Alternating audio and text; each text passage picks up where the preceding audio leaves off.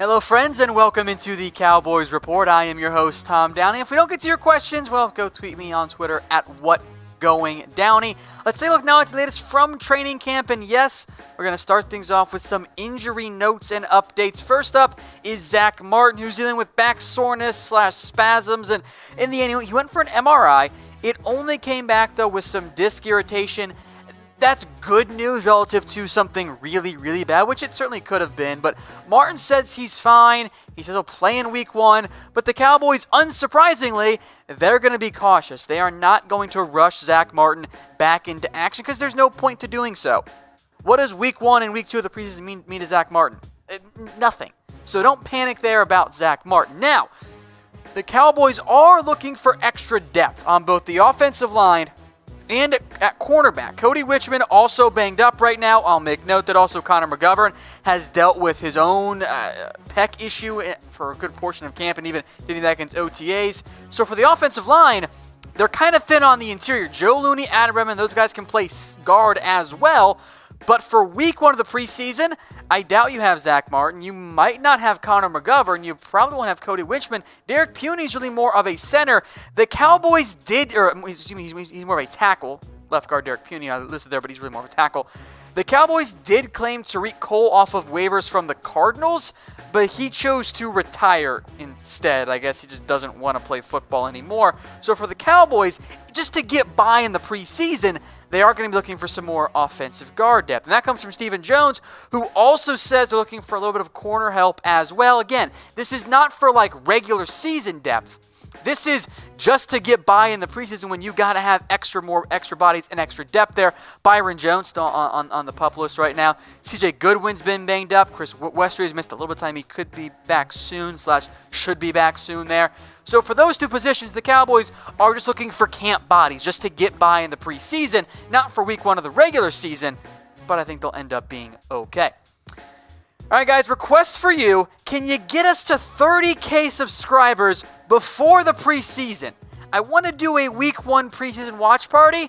I don't know if the bosses are going to let us, though, if we don't get to 30K. So you've got just under a week to get us to 30K. If you like to watch the show but you're not subscribed, it's kind of weird, but the link is below, and just subscribe.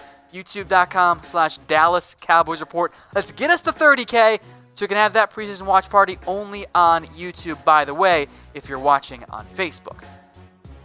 Moving over now to Amari Cooper, who, yes, is also banged up. And I guess hurt versus injury might be a better qualifier here. He has a bruised heel. Cowboys haven't even ruled him out of practice for this upcoming blue and white scrimmage on Sunday.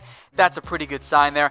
It's a bruised heel. They're just going to be cautious there because why risk it becoming worse when you don't need to really at all. There's nothing to worry about there long term for the Dallas Cowboys.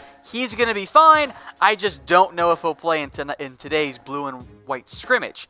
Now, in terms of the wide receiver depth chart, Noah Brown, of course, is still banged up. Amari Cooper has been out right now, at least for now. Again, we should be back soon. Randall Cobb and Tavon Austin have had some rest days because they're veterans at various points. It's actually led to more reps for guys like John Vay Johnson. I see some of you guys mentioned him in the comment section. Reggie Davis, Jalen Guyton, those guys have been getting more reps in. That's a pretty good sign for their chances of actually making the team this year. Let's stick with Amari Cooper here again in terms of his contract latest. Stephen Jones says hasn't been much dialogue with Cooper's team, and that since Michael Thomas got paid, there actually hasn't been anything new, which I find interesting. Now, Michael Thomas signing does help increase the timing and move the time frame and the timeline of a Cooper extension because Cooper has made it very clear. He's not worried about his contract. He's not concerned. He's getting like $14 million this year. He is perfectly content to wait and then inevitably sign an extension there. Cowboys, of course, meanwhile, they've got Ezekiel Elliott holdout to deal with, and they're trying to get Dak Prescott paid. Michael Thomas got $19.25 per year. There are incentives that get it to that widely reported 5-year, $100 million deal, but those are incentives that aren't counted quite yet. So for the Cowboys, I think you're looking at that $17 to probably $19 million range for Amari Cooper, and if Julio Jones say let's sign for $20, that might put it more in the $18 million side. I would not be surprised if Amari Cooper, once he signs his new contract, averages about $18 million per year. Now here's a question for you guys watching. Who is more important to the Cowboys? Type C for Cooper, that's Amari Cooper, and Z for Ezekiel Elliott. I think it's a good debate, and obviously both are important to the Dallas Cowboys. I think it'd be insane to suggest that they don't need either player. I think we've seen that time and time again. Now, I see a lot of Z's coming in. That's not a huge surprise to me because when we put this on our YouTube channel, the community, make sure you're subscribed. You can vote in it. It was 67% voting in favor of Ezekiel Elliott as opposed to Amari Cooper. I'm checking my Twitter results here as well because Twitter was different. Obviously, a smaller sample size, at least for me. 52% actually voted for Amari Cooper. I put it on Facebook as well. It was much more like this, 67 for Ezekiel Elliott, which I find interesting, the difference there. For what it's worth, and I guess I'm in the minority, I would actually vote for Amari Cooper. Do you guys remember last year how great Zeke was to start the year? And the Cowboys were like 3-4. So I actually think that in today's NFL, you need a receiver more than you need a number one back. Obviously, both players are the two most important skill guys by far for the Dallas Cowboys.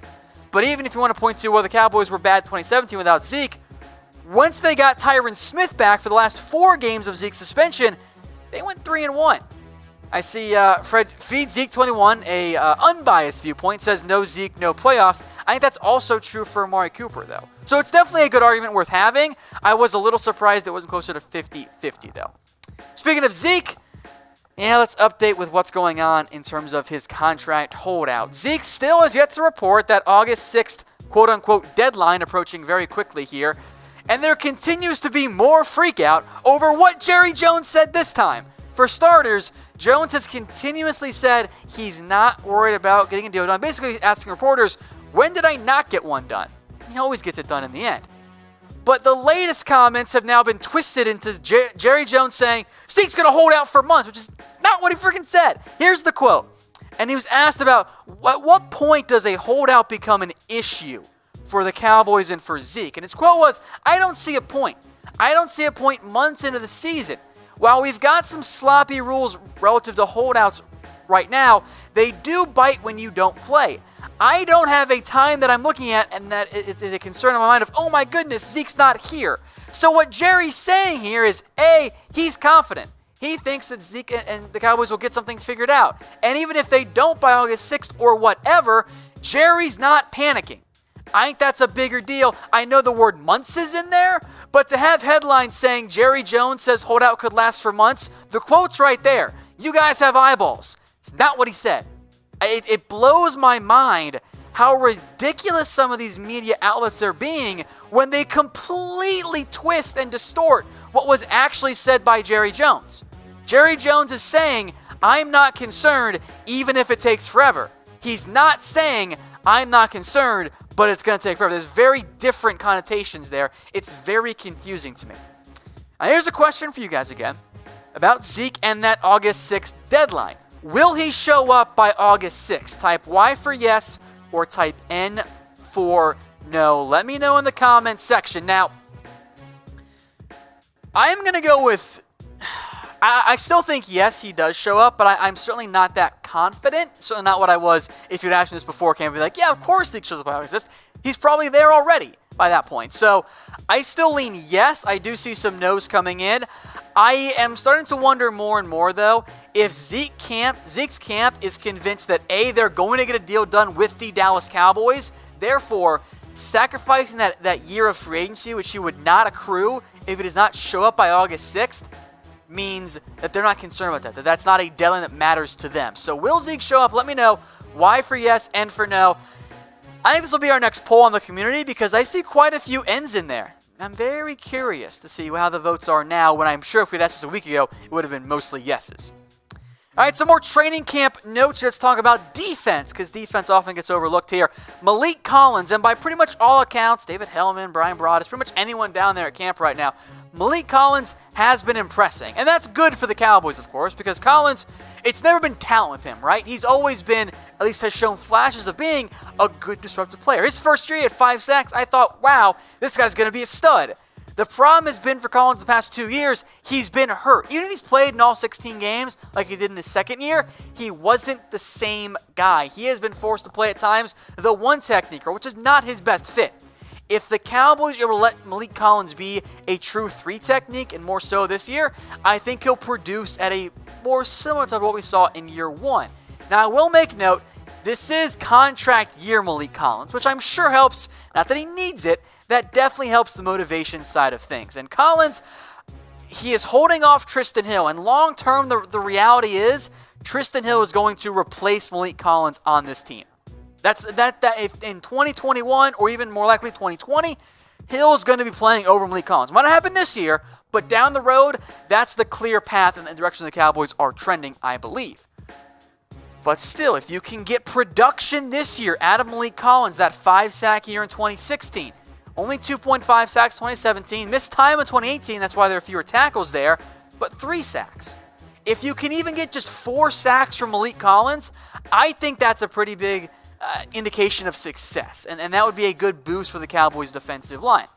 Now, shout out David Hellman here, who put together his list of top performers so far from camp. He had Xavier Woods, Collins, Gallup, Jalen Smith, and Reggie Davis also on the list. I'll make one other honorable mention here. I'm not going to go too far in depth in it. Donovan Olumba, especially in the last practice for the Cowboys, had a bunch of pass breakups, an interception too. I've mentioned before, don't overlook Olumba in the race to be the 5th or even 6th cornerback on this Cowboys roster. If Olumba has a great camp and steps up in the preseason too, he might force his way onto the roster, even if maybe that means look to shop one of the other cornerbacks on your roster.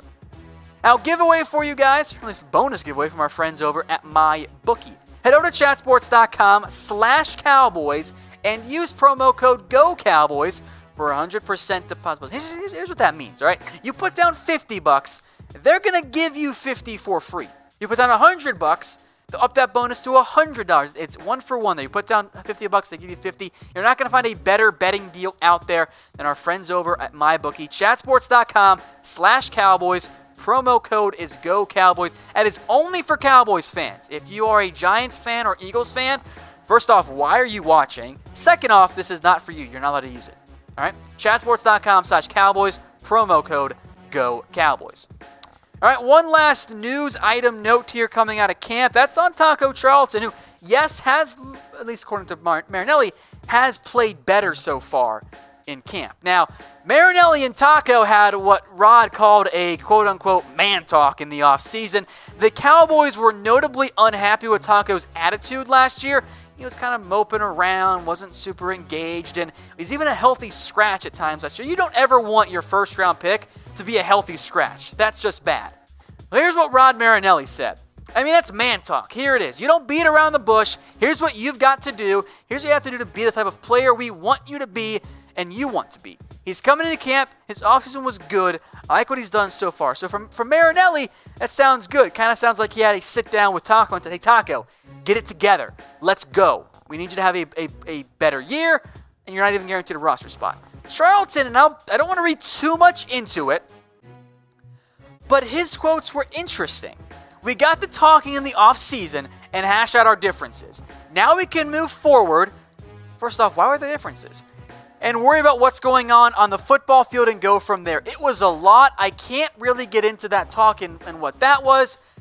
Something to do with nothing on the football field, i.e. some of the attitude stuff. So that's a different talk. And here's the really now wait a minute part for me. To say my side of it, ain't time for that. Should there have been a my side of it though? Shouldn't that have been I got to sit down and talk to by my coach and explain why I got to do a better job? Kind of it almost reads to me like Taco didn't think he was that upset by what he was doing last year, which I think he was in the wrong if that's the case. Now, again, maybe I'm reading too much into it. That's just kind of the wait a minute part I had reading that quote. But in terms of Charlton, look, he's not guaranteed a roster spot. DeMarcus Lawrence, wow, he's obviously going to be on the team. Robert Quinn's going to be there. I assume Tyrone Crawford's going to be there too. If you get back Randy Gregory, he's there. Dorrance Armstrong, by the way, quite frankly, at least from the reports I've heard out of camp, he's better than Taco right now. So from that perspective, that puts Taco at what? 6th? carry 6 defensive ends, 5 if you count Crawford as a DT. You still have Kerry Hyder. You have Joe Jackson. You have Jalen Jelks. I'm not convinced that Taco Charlton is going to make this team. I am not sure. He's not guaranteed anything. So I ask you guys, will Taco make the team this year for the Dallas Cowboys? I will lean with yes, because the Cowboys time and time again have showed they will give every opportunity to a player who is a first-round pick. But more so than other positions, Taco is not guaranteed a roster spot. So I'm very curious how he plays in the preseason. Of course, during camp practices, all that stuff too. But we see the preseason games more than we are able to see truly at practices. So let me know what you guys think in the comments section.